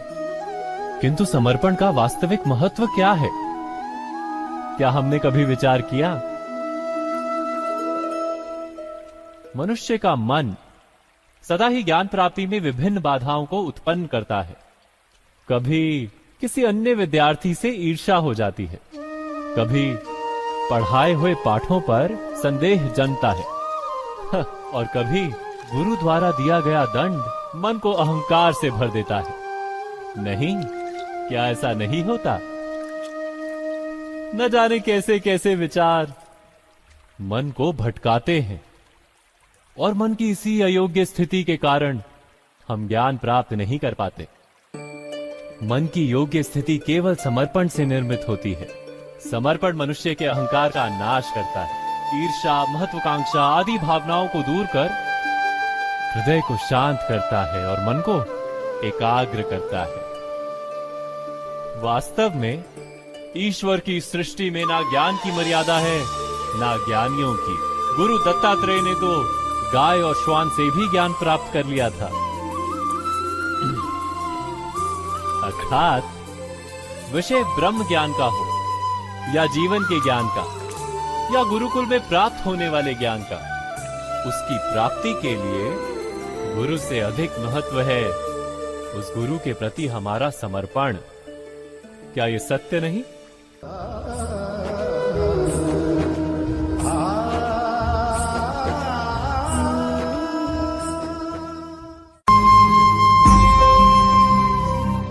प्रत्येक मनुष्य के जीवन में ऐसा क्षण अवश्य आता है जब सारे स्वप्न, सारी आशाएं, सारे दृश्य ध्वस्त हो जाते हैं। जीवन के सारे आयोजन ही बिखर जाते हैं। एक और धर्म होता है और दूसरी ओर सुख। इसी को धर्म संकट कहते हैं। जब धर्म का वहन ही संकट हो और धर्म का त्याग ही सुख हो। विचार कीजिए, कभी किसी स्वजन के विरुद्ध सत्य बोलने का अवसर प्राप्त हो जाता है, कभी ठीक दरिद्रता के समय सरलता से चोरी करने का मार्ग प्राप्त हो जाता है, कभी किसी शक्तिशाली राजनेता या राजा के कर्मचारी का अधर्म प्रकट हो जाता है। सबके जीवन में ऐसी घटना बनती ही रहती है।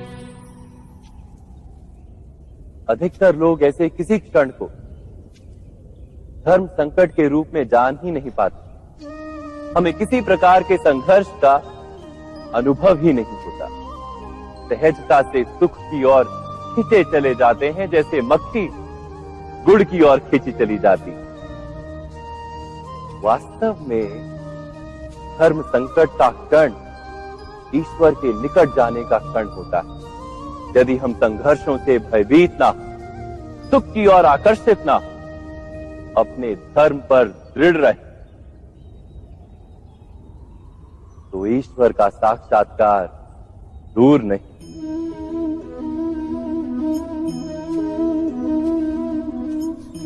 पवन से युद्ध करने वाला पत्ता यदि पेड़ से गिरता है तो भी आकाश की ओर उठता है। पवन से झुकने वाली घास वहीं भूमि पर रह जाती है।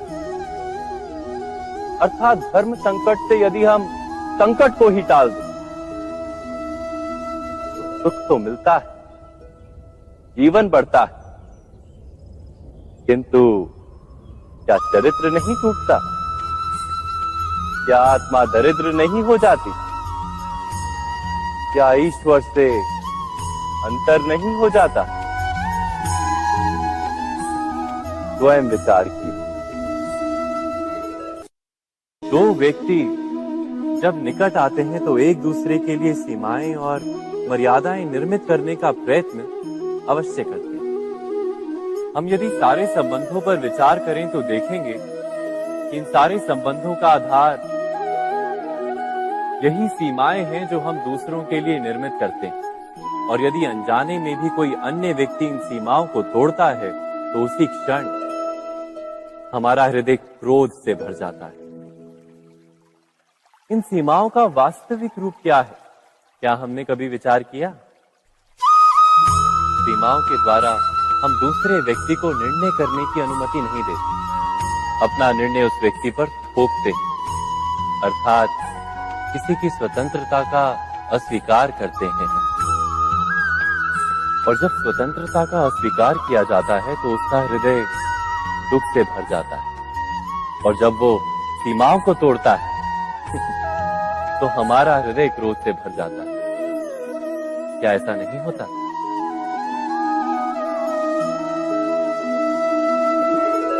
पर यदि एक दूसरे की स्वतंत्रता का सम्मान किया जाए तो किसी मर्यादाओं या सीमाओं की आवश्यकता ही नहीं होती। अर्थात जिस प्रकार स्वीकार किसी संबंध का देह है, क्या वैसे ही स्वतंत्रता किसी संबंध की आत्मा नहीं? स्वयं विचार कीजिए। सबके जीवन में ऐसा प्रसंग अवश्य आता है कि सत्य कहने का निश्चय होता है हृदय में, किंतु मुख से सत्य निकल नहीं पाता। कोई भय मन को घेर लेता है। किसी घटना अथवा प्रसंग के बारे में बात करना या फिर स्वयं से कोई भूल हो जाए उसके बारे में कुछ बोलना, क्या ये सत्य है? नहीं, ये तो केवल तथ्य है। अर्थात जैसा हुआ था वैसा केवल बोल देना सामान्य सी बात है। किंतु कभी कभी उस तथ्य को बोलते हुए भी भय लगता है। कदाचित किसी दूसरे की भावनाओं का विचार आता है मन, दूसरे को दुख होगा ये भय भी शब्दों को रोकता है। तो ये सत्य क्या है? क्या हमने कभी विचार किया है? जब भय रहते हुए भी कोई तथ्य बोलता है तो वो सत्य कहलाता है। वास्तव में सत्य कुछ और नहीं, केवल निर्भयता का दूसरा नाम है। और निर्भय होने का कोई समय नहीं होता, क्योंकि निर्भयता आत्मा का स्वभाव है। अर्थात क्या प्रत्येक क्षण सत्य बोलने का क्षण नहीं होता?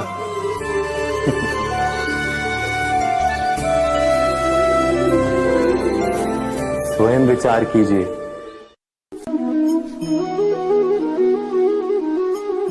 श्रेष्ठता का क्या अर्थ है? श्रेष्ठता का अर्थ है दूसरों से अधिक ज्ञान प्राप्त करना। अर्थात मूल्य इस बात का नहीं कि स्वयं कितना ज्ञान प्राप्त किया, मूल्य इस बात का है कि प्राप्त किया हुआ ज्ञान अन्य लोगों से कितना अधिक है।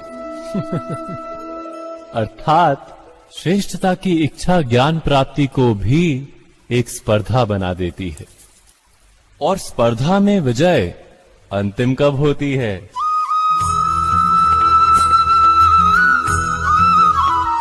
कुछ समय के लिए तो श्रेष्ठ बना जा सकता है, किंतु सदा के लिए कोई श्रेष्ठ नहीं रह पाता।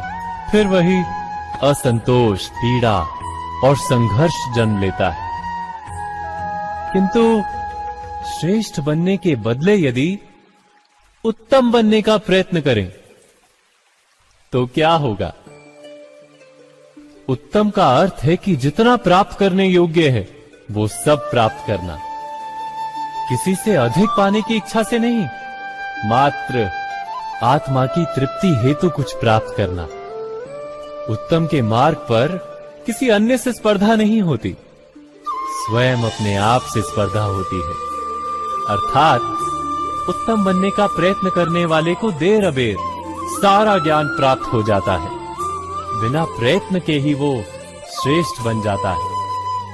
किंतु जो श्रेष्ठ बनने का प्रयत्न करता है वो श्रेष्ठ बने या ना बने, उत्तम कभी नहीं बन पाता।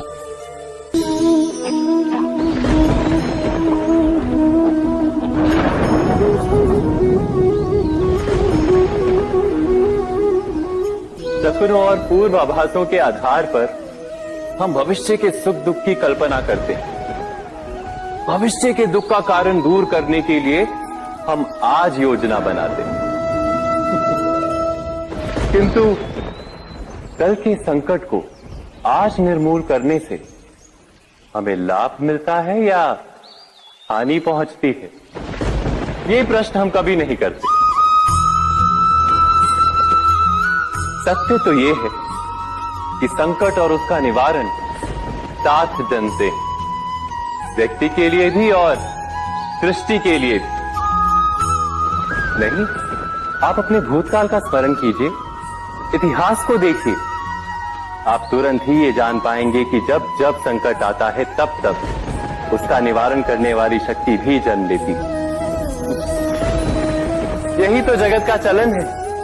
वस्तुतः संकट ही शक्ति के जन्म का कारण है। प्रत्येक व्यक्ति जब संकट से निकलता है तो एक पद आगे बढ़ा होता है, अधिक चमकता है, आत्मविश्वास से अधिक भरा होता है, न केवल अपने लिए अपितु विश्व के लिए भी। क्या ये सत्य नहीं? वास्तव में संकट का जन्म है एक अवसर का जन्म, अपने आप को बदलने का अवसर, अपने विचारों को ऊंचाई पर करने का अवसर, अपनी आत्मा को बलवान और ज्ञान मंडित बनाने का अवसर। जो ये कर पाता है उसे कोई संकट नहीं होता, किंतु जो ये नहीं कर पाता वो तो स्वयं एक संकट है विश्व के लिए। विचार कीजिए।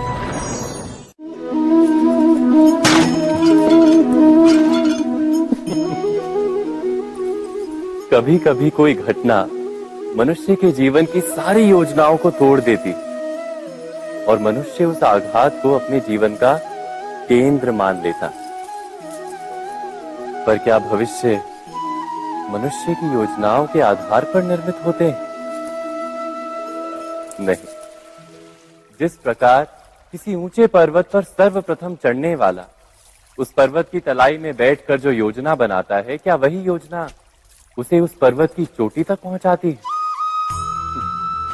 नहीं। वास्तव में वो जैसे जैसे ऊपर चढ़ता है वैसे वैसे उसे नई नई चुनौतियां, नई नई विडंबनाएं, नए नए अवरोध मिलते हैं। प्रत्येक पद पर वो अपने अगले पद का निर्णय करता है। प्रत्येक पद पर उसे अपनी योजनाओं को बदलना पड़ता है। कहीं पुरानी योजना उसे खाई में ना ढकेल दे। वो पर्वत को अपने योग्य नहीं बना पाता, केवल स्वयं को पर्वत के योग्य बना सकता है। क्या जीवन के साथ भी ऐसा ही नहीं? जब मनुष्य जीवन में किसी एक चुनौती को, एक अवरोध को अपने जीवन का केंद्र मान लेता है, अपने जीवन की गति को ही रोक देता है, तो वो अपने जीवन में सफल नहीं बन पाता और ना ही सुख और शांति प्राप्त कर पाता। अर्थात जीवन को अपने योग्य बनाने के बदले स्वयं अपने को जीवन के योग्य बनाना ही सफलता और सुख का एकमात्र मार्ग नहीं। स्वयं विचार कीजिए।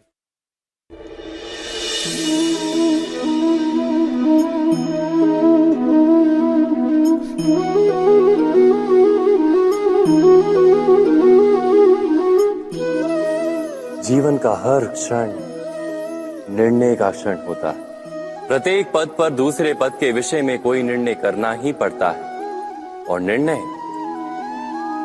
निर्णय अपना प्रभाव छोड़ जाता है। आज किए गए निर्णय भविष्य में सुख अथवा दुख निर्मित करते हैं, ना केवल अपने लिए, अपने परिवार के लिए भी, आने वाली पीढ़ियों के लिए भी। जब कोई दुविधा सामने आती है तो मन व्याकुल हो जाता है, अनिश्चय से भर जाता है। निर्णय का वो क्षण युद्ध बन जाता है और मन बन जाता है युद्ध भूमि। अधिकतर निर्णय हम दुविधा का उपाय करने के लिए नहीं, केवल मन को शांत करने के लिए लेते हैं। पर क्या कोई दौड़ते हुए भोजन कर सकता है? नहीं। तो क्या युद्ध से जूझता हुआ मन कोई योग्य निर्णय ले पाएगा?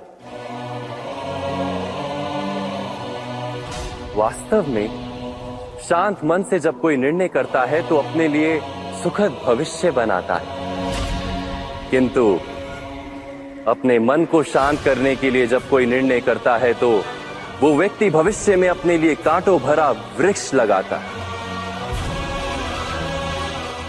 स्वयं विचार कीजिएगा।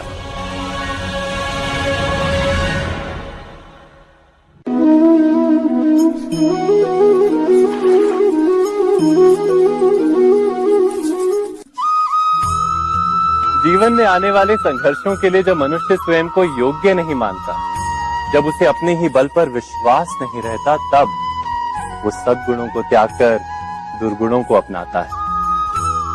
वस्तुतः मनुष्य के जीवन में दुर्जनता जन्म ही तब लेती है जब उसके अंतर में आत्मविश्वास नहीं होता। आत्मविश्वास ही अच्छाई को धारण करता है। ये आत्मविश्वास है क्या?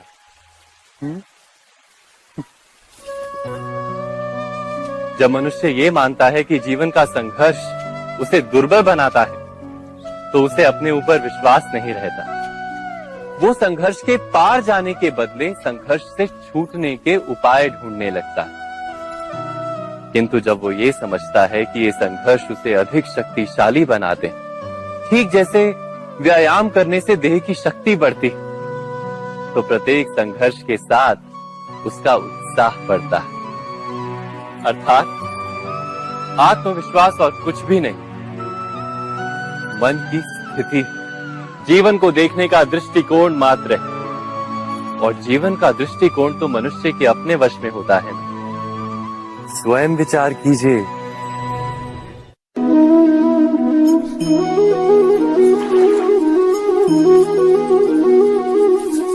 पिता सदा ही अपने संतान के सुख की कामना करते हैं, उनके भविष्य की चिंता करते रहते हैं। इसी कारणवश सदा ही अपने संतानों के भविष्य का मार्ग स्वयं निश्चित करने का प्रयत्न करते रहते हैं। जिस मार्ग पर पिता स्वयं चला है, जिस मार्ग के कंकर पत्थर को स्वयं देखा है, मार्ग की छाया, मार्ग की धूप को स्वयं जाना है, उसी मार्ग पर उसका पुत्र भी चले, यही इच्छा रहती है हर पिता की। निस्संदेह उत्तम भावना है ये। किंतु 3 प्रश्नों के ऊपर विचार करना हम भूल ही जाते हैं। कौन से प्रश्न? प्रथम प्रश्न, क्या समय के साथ प्रत्येक मार्ग बदल नहीं जाते? क्या समय सदा ही नई चुनौतियों को लेकर नहीं आता? तो फिर बीते हुए समय के अनुभव नई पीढ़ी को किस प्रकार लाभ दे सकते हैं? दूसरा प्रश्न, क्या प्रत्येक संतान अपने माता पिता की छवि होता है? हाँ, संतानों को संस्कार तो अवश्य माता पिता देते हैं, किंतु भीतर की क्षमता तो ईश्वर देते हैं। तो जिस मार्ग पर पिता को सफलता मिली है, विश्वास है कि उसी मार्ग पर उसकी संतानों को भी सफलता और सुख प्राप्त होगा। तीसरा प्रश्न, क्या जीवन के संघर्ष और चुनौतियां लाभकारी नहीं होती? क्या प्रत्येक नया प्रश्न एक नए उत्तर का द्वार नहीं खोलता? तो फिर संतानों को नए नए प्रश्नों, संघर्षों और चुनौतियों से दूर रखना, ये उनके लिए लाभ करना कहलाएगा या हानि पहुंचाना?